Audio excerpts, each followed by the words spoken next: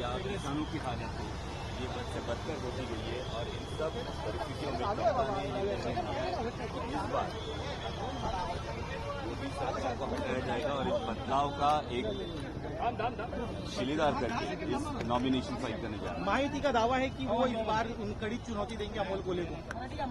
मुझे लगता है जिन्हें उम्मीदवार ही इम्पोर्ट करना पड़ा हो और जो उम्मीदवार पार्लियामेंट्री परफॉर्मेंस छोड़कर सिर्फ पर्सनल क्रिटिसिज्म पे उतर आया हो, उनकी चुनौती में चुनौती नहीं मानता। निजी हमले हो रहे उस पर आपका क्या कहना है, आखिर में बता दीजिए। जी, मुझे लगता है ये इलेक्शन निजी हमलों का है ही नहीं, ये इलेक्शन पॉलिसी मेकिंग का, और पॉलिसी पे अगर विपक्ष बात करे तो बेहतर होगा।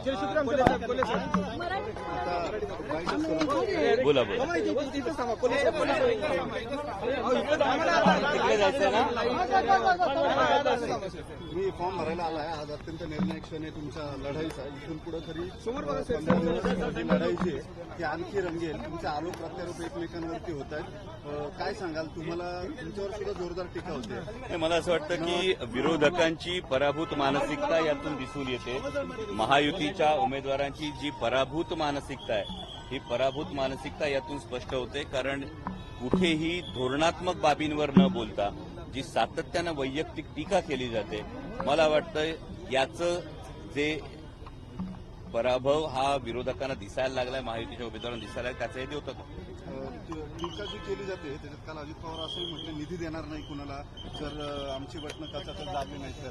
मला असं वाटतं मी माननीय उपमुख्यमंत्री महोदयांना अगदी नम्रतापूर्वक हे सांगू इच्छितो की हा निधी कोणताही लोकप्रतिनिधी त्याच्या खिशातून देत नसतो.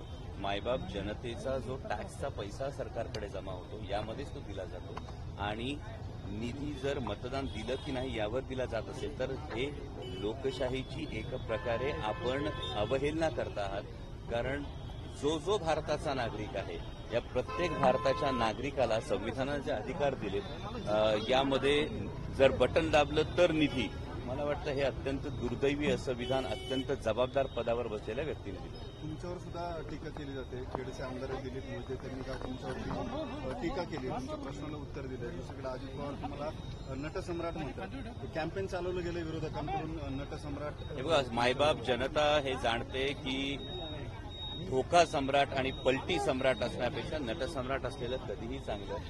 की ज्या भूमिकांसाठी ते नटसम्राट म्हणून हिणवत आहेत, कदाचित त्यांना त्या भूमिकांचा विसर पडला असेल. ती भूमिका छत्रपती संभाजी महाराज, छत्रपती शिवाजी महाराजांची भूमिका आहे आणि त्या तत्वांशी मी प्रामाणिक अजूनही राहून या निवडणुकीच्या रिंगणात उभा आहे. परंतु धोके सम्राट आणि पलटी सम्राट आणि धोके सम्राट असण्यापेक्षा मग हा नटसम्राट असलेला कधीही बरा. कारण काम बोलतंय, संसदेतली कामगिरी बोलते आणि ज्या पक्षाचे उमेदवार समोर आहेत त्या पक्षाचे जे प्रदेशाध्यक्ष आहेत ते प्रदेशाध्यक्ष सुद्धा संसदेमध्ये खासदार होते आणि त्यांचा पार्लमेंटरी परफॉर्मन्स आणि जर ज्याला तुम्ही नटसम्राट म्हणून हिणवताय त्याचा पार्लमेंटरी परफॉर्मन्स हा समोरासमोर ठेवून आपण एकदा लोकांसमोर या.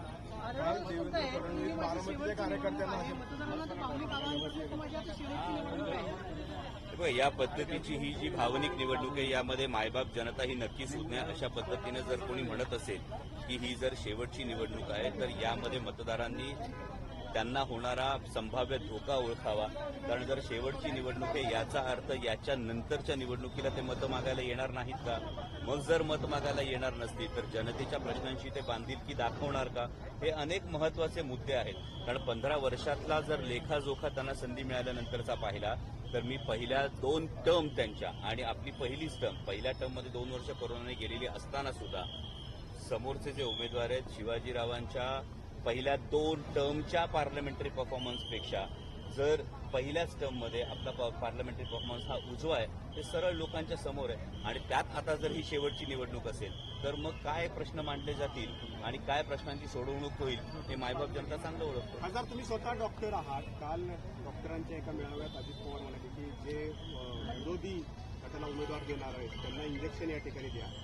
या इंजेक्शनची तयारी करून ठेवली आहे का? जे आपल्या बाजूने कल देतील त्यांना हळू टोचा आणि जे विरोधकांचं नाव घेतील त्यांना जोरात खोचा. असं तुम्हाला डॉक्टर असल्यामुळे इंजेक्शन देण्याचा चांगला अनुभव. मला असं वाटतं की या इंजेक्शनने लाईफ सेव्हिंग सुद्धा फार महत्वाचं आहे. त्यामुळे देश वाचवायचा असेल तर जनताच मोदी सरकारला इंजेक्शन देणार आहेत आणि मग ते जे इंजेक्शन असेल ते त्यांच्या कारवाया वाचवण्यासाठी भारतीय जनता पक्षाच्या मांडीवर जे जाऊन बसले त्यांना ते इंजेक्शन पवारांवर बनवलं का एखादं डॉक्टर आहात तुम्ही?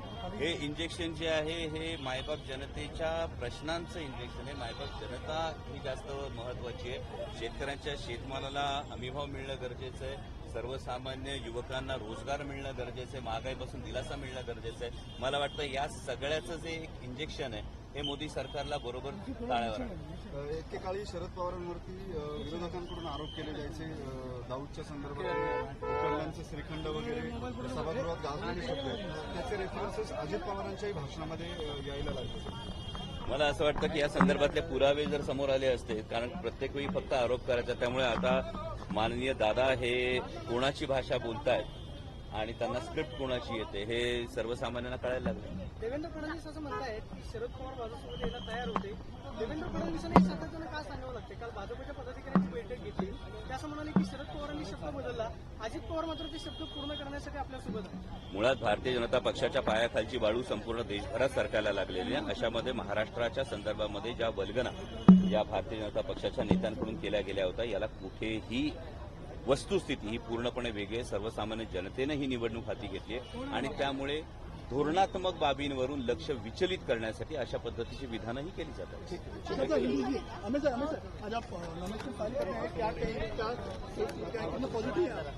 ये तो बहुत पॉजिटिविटी है क्योंकि ये इलेक्शन तो आम जनता ने अपने हाथ में ली हुई है.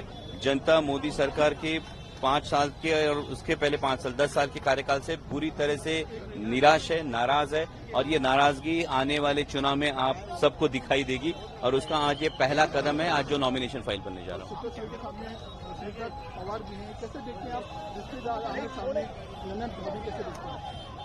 मुझे लगता है कि ये बारामती लोकसभा चुनाव क्षेत्र में हमारी नेता सुप्रिया जी सुले ने जो काम किया है, पार्लियामेंट में जब सुप्रिया ताई बोलने के लिए खड़ी होती है तो पूरी पार्लियामेंट ध्यान देकर उनकी बात सुनती है. पॉलिसी मेकिंग पे जो होता है, पार्लियामेंट पॉलिसी मेकिंग के लिए होता है और पॉलिसी मेकिंग पे सुप्रिया जी का जो रवैया रहता है, जो बेबाक तरीके से सुप्रिया ताई अपने कॉन्स्टिट्यूंसी के अपने चुनाव क्षेत्र की साइड रखती है, वो काबिले तारीफ है और बारामती की जनता ये बखूबी जानती है कि ये जो इलेक्शन है ये पॉलिसी मेकिंग का इलेक्शन है और इसलिए सुप्रिया ताई को भरकर बहुमत देगी. अजित पवार जी का एक वीडियो वायरल हो रहा है जिसमें वो कह रहे हैं कि अगर फंड चाहिए तो चुनाव चिन्ह पर बदलना. मुझे लगता है ये लोकतंत्र की अवहेलना है जो माननीय अजीत दादा ने जो बयान किया आपके माध्यम से जो सामने है, ये लोकतंत्र की अवहेलना है क्योंकि हर वो देश का नागरिक है, हर वो देश का नागरिक टैक्स भरता है. तो क्या माननीय उप मुख्यमंत्री अर्थमंत्री भी है, तो क्या वो मानेंगे कि टैक्स सिर्फ जो सत्ता पक्ष को वोट करेंगे वही टैक्स जमा करे, बाकी सबको टैक्स से राहत दे दो? फिर ऐसा होता है? अगर ऐसा नहीं होता है तो अगर वोट दोगे तो ही फंड मिलेगा, ये दुर्भाग्यपूर्ण है. चंद्रकांत पाटिल हो या देवेंद्र फडणवीस ये कह रहे हैं कि एक कॉन्स्पिरेसी कही गई थी गिरफ्तार करने के लिए या कुछ महाविकास आघाड़ी में क्या कॉन्स्पिरेसी रखी गई थी गिरफ्तार करने के लिए या अरेस्ट करने के लिए. किसने कहा? फडणवीस भी कह रहे हैं और चंद्रकांत पाटिल भी कह रहे हैं. देखिए, उनके पास पावर है, पिछले 2 साल से उनके पास पावर है, तो अगर इसके कुछ प्रूफ्स उनके पास है तो उस पर उन्होंने कार्रवाई करनी चाहिए थी.